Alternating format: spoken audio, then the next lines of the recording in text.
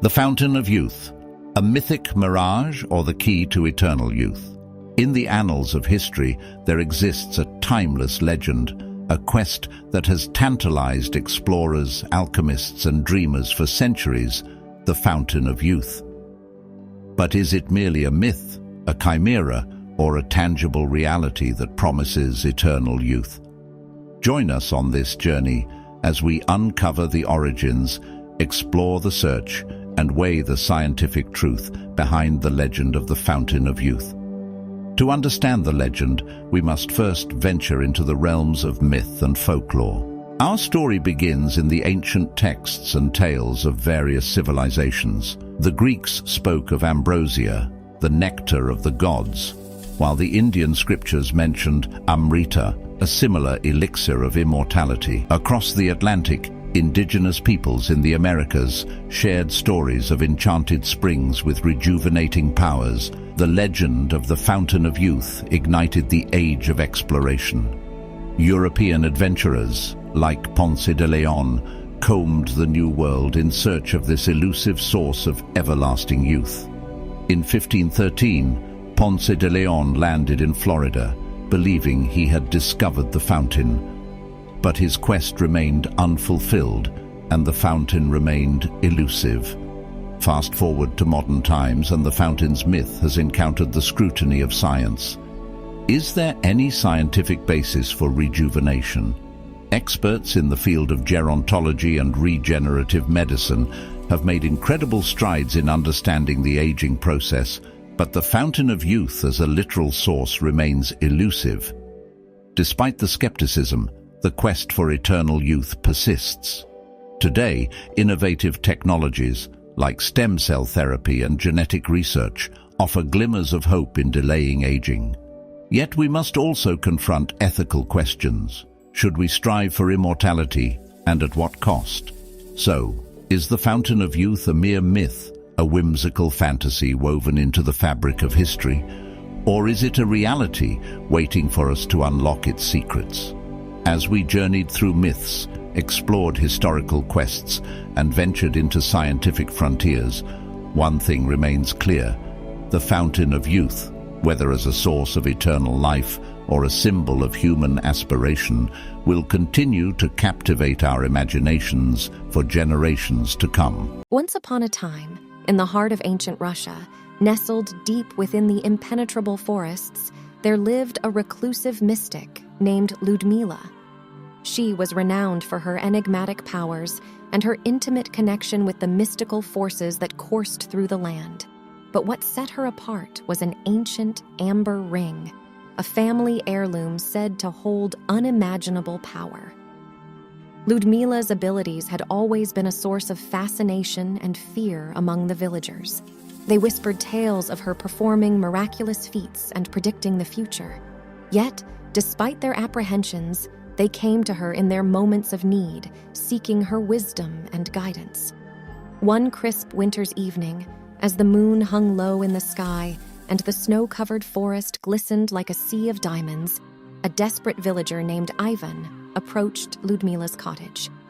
His daughter, Anna, lay gravely ill, and no earthly doctor could cure her ailment.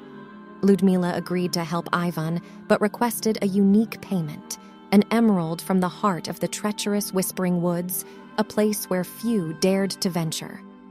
Ivan, consumed by his love for his daughter, agreed to the mystic's terms. Guided by Ludmila's cryptic instructions, Ivan embarked on his treacherous journey into the Whispering Woods. As he ventured deeper into the heart of the forest, the trees seemed to whisper secrets, and the shadows danced eerily around him. He stumbled upon the emerald, but a sense of foreboding overcame him. Little did he know that the woods held dark secrets of their own. Returning with the emerald, Ivan was filled with both relief and dread. Ludmila received the gem with a grave expression and instructed him to leave Anna in her care. With ancient incantations and a touch of the amber ring, Ludmila summoned otherworldly forces to heal the girl. For days, Ludmila battled the malignant force that had plagued Anna. It was a fierce and grueling battle, a contest of wills and powers. As the moon reached its zenith on the third night, Ludmila's strength waned, and she feared her efforts might be in vain. But then, a surge of energy coursed through her veins, emanating from the amber ring itself. It was as if the ancient spirits had answered her call. With renewed vigor, Ludmila channeled this newfound power and expelled the malevolent force from Anna's body. The girl's eyes fluttered open, and she was healed. Ivan wept tears of joy, overcome with gratitude. But Ludmila's face remained grave as she realized that the amber ring's power had saved Anna at a great cost. With Anna's recovery came a chilling revelation. The dark force expelled from her had taken root within Ludmila. She could feel it, an insidious presence growing stronger with each passing day. Fearing for her own life and the safety of the village, Ludmila decided to face the malevolent entity head-on. In a climactic showdown that shook the earth itself, Ludmila and the malevolent force battled. The amber ring's power, now intertwined with her very essence, fought alongside her. The forest, the whispering woods, bore witness to the epic struggle.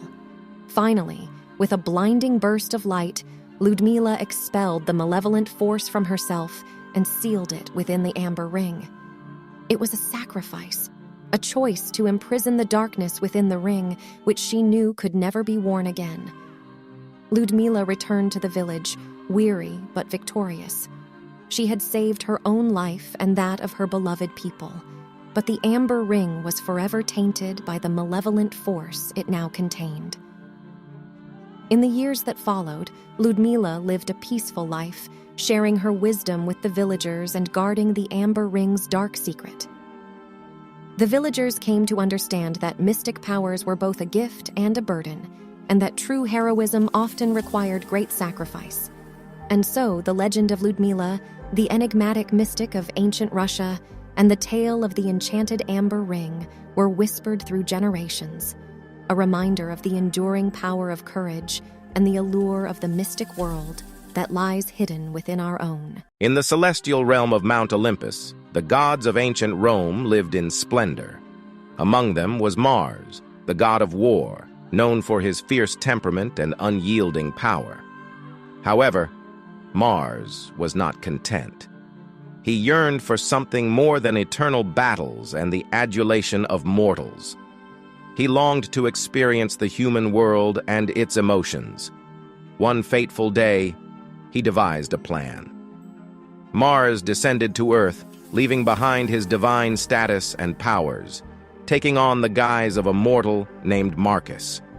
In the bustling streets of Rome, he found himself swept up in the grandeur and chaos of the human world.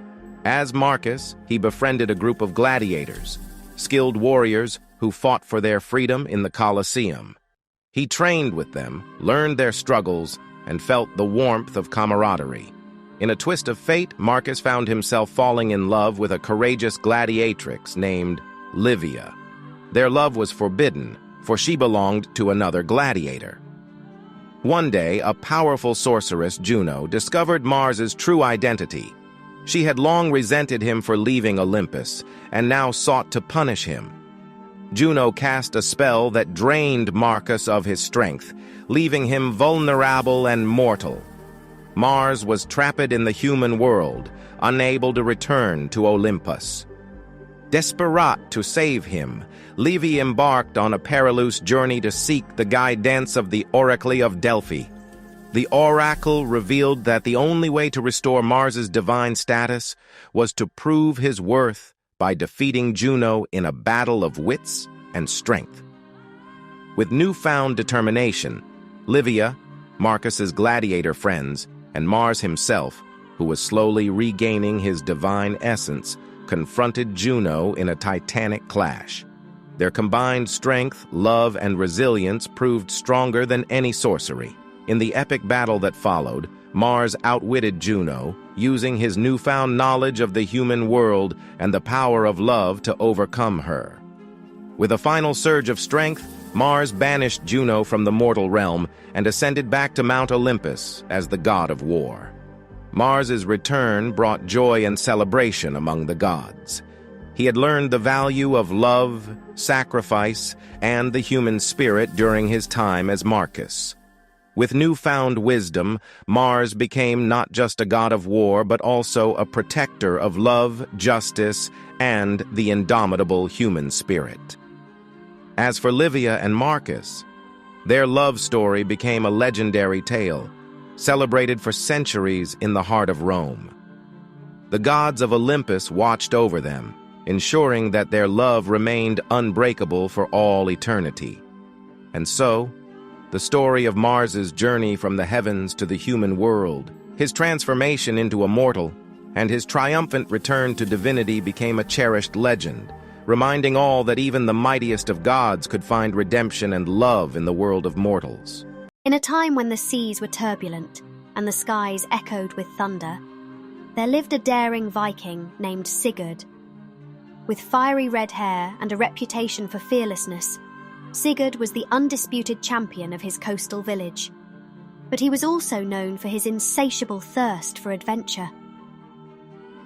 One fateful night, as a tempest raged, an enigmatic traveller appeared in the village. He spoke of a legendary island known as the Forgotten Shores, hidden in the treacherous waters of the North Sea. Rumours whispered that this island held a powerful relic that could control the very elements themselves. Sigurd's adventurous spirit was ignited. He gathered a crew of fierce warriors, including his sister Freya, a skilled archer, and his loyal friend Bjorn, known for his strength. Together, they set sail on their mighty longship, the Stormbreaker. Their journey was perilous, filled with monstrous waves, ghostly fog, and eerie tales of ships disappearing without a trace. But Sigurd's unwavering resolve carried them through. After weeks at sea, they spotted an island cloaked in mist and shrouded in mystery. The Forgotten Shores had been found. As they approached, the crew noticed eerie markings and ominous statues, warning of the island's dangers. The moment they set foot on the island's shores, they were confronted by a sinister figure, the guardian of the relic, a menacing sorcerer known as Malachi. He demanded they leave, warning of the relic's power to unleash elemental chaos. Sigurd, never one to back down from a challenge, refused. He challenged Malachi to a duel to decide the relic's fate. The island's eerie surroundings bore witness to this epic showdown. Malachi, wielding the relic's power, summoned gusts of wind and torrents of water, trying to overpower Sigurd, but Sigurd's determination and indomitable spirit matched the sorcerer's magic.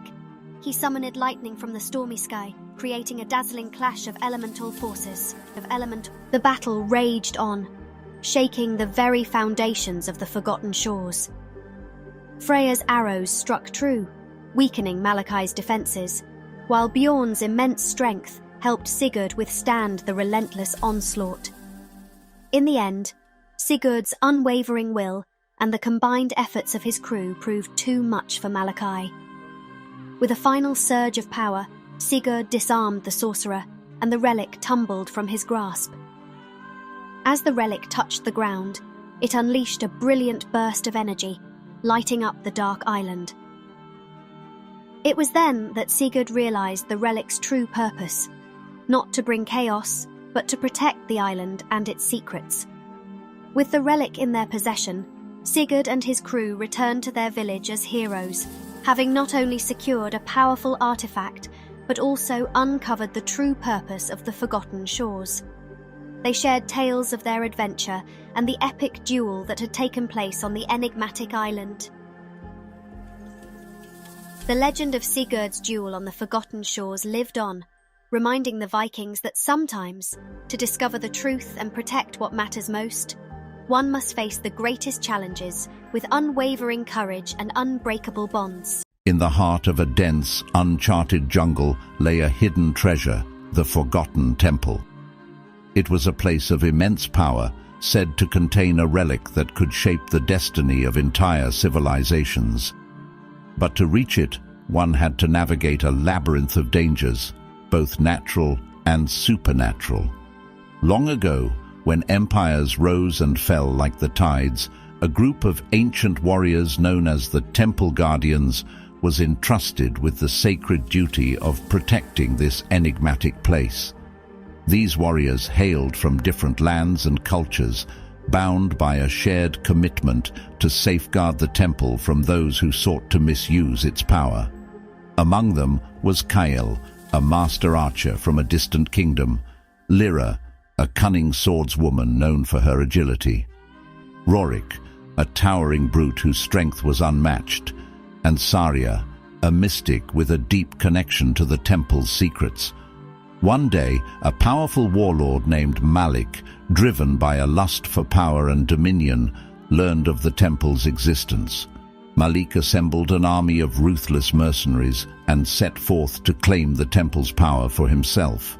The Temple Guardians, sensing the impending threat, gathered to defend their sacred charge.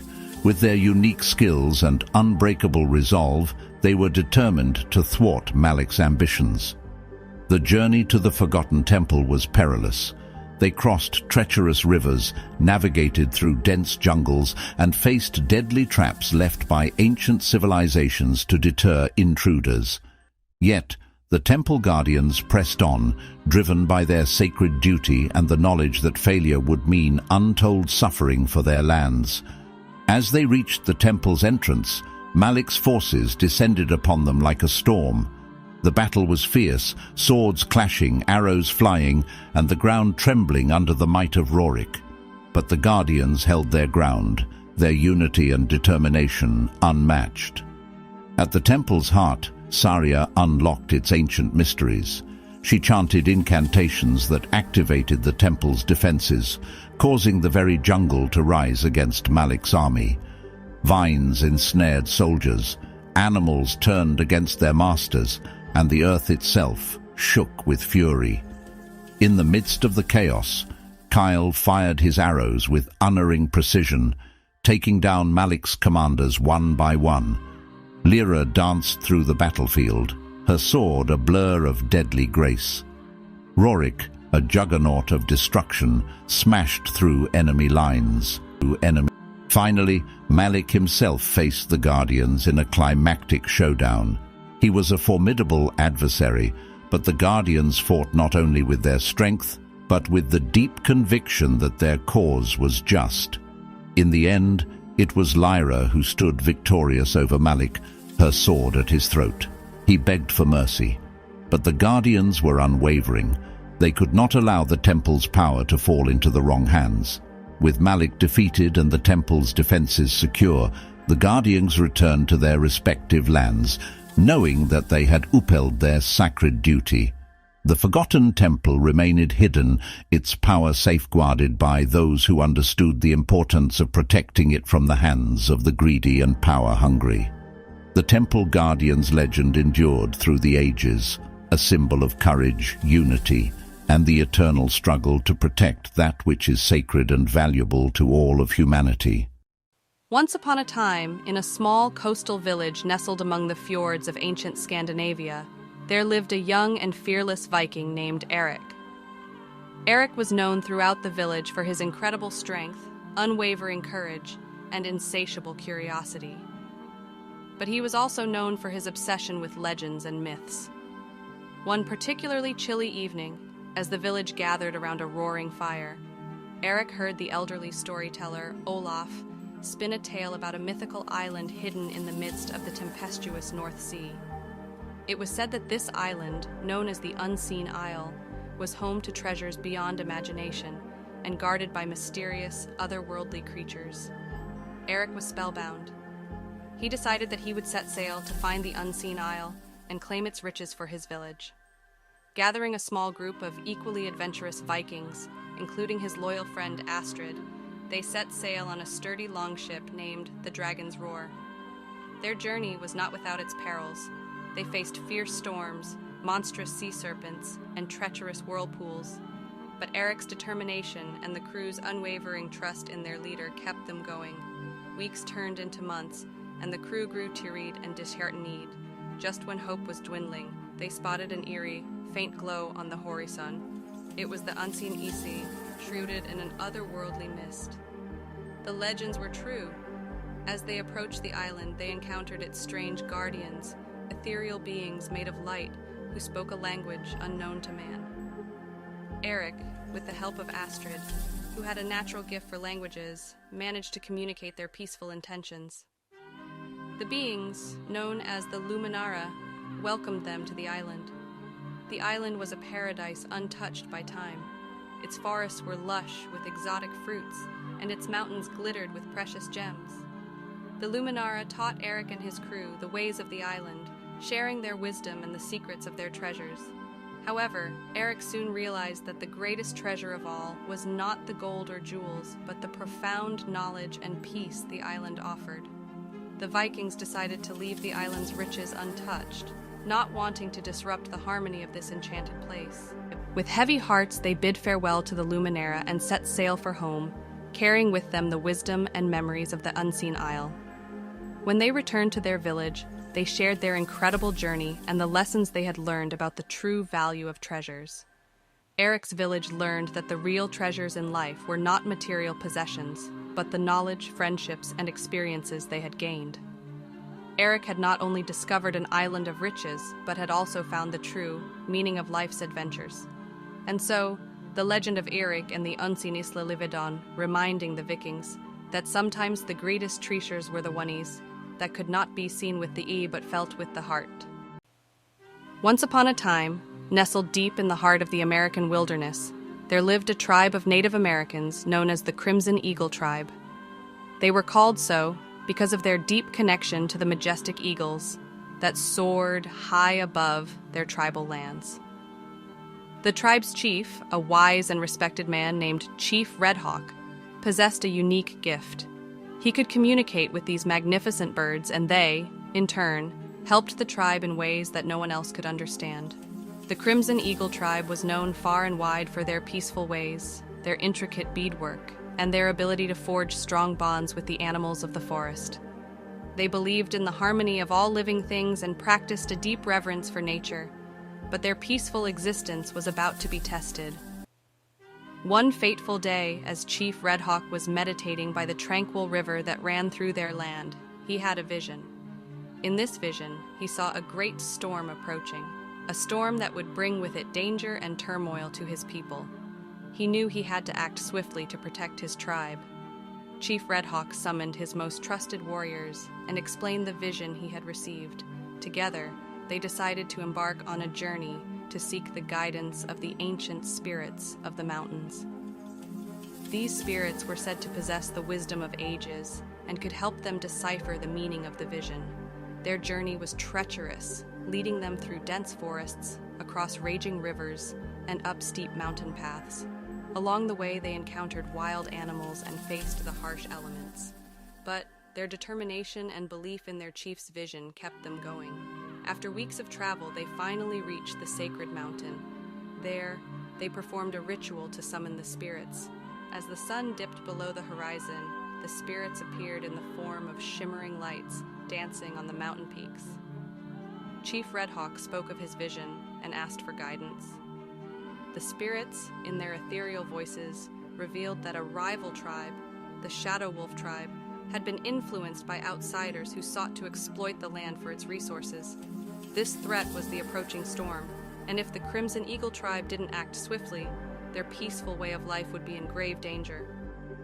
Armed with this knowledge, Chief Redhawk and his warriors returned to their tribe. They immediately began to prepare for the impending conflict. With the help of their eagle allies, they devised a brilliant strategy that would allow them to defend their land without resorting to violence. As the rival tribe approached, the Crimson Eagle tribe released their eagles into the sky, creating a breathtaking display of nature's power. The eagles circled above, their piercing cries echoing through the valley. This display of unity with the natural world was so awe-inspiring that it gave the Shadow Wolf tribe pause. Chief Redhawk approached the rival tribe's leader and shared the wisdom he had gained from the mountain spirits. He explained the importance of living in harmony with the land, rather than exploiting it for short-term gain. The rival tribe, moved by the Crimson Eagle tribe's display of unity and wisdom, decided to turn away from their destructive path. The storm that had threatened to engulf the land passed without causing harm. The Crimson Eagle tribe's way of life was preserved, and the two tribes eventually became allies, learning from each other and thriving in harmony with nature. And so, the legend of the Crimson Eagle tribe lived on, a testament to the power of unity, wisdom, and the profound connection between humans and the natural world. The tribe continued to live peacefully, guided by Chief Redhawk's vision and the wisdom of the ancient spirits of the mountains.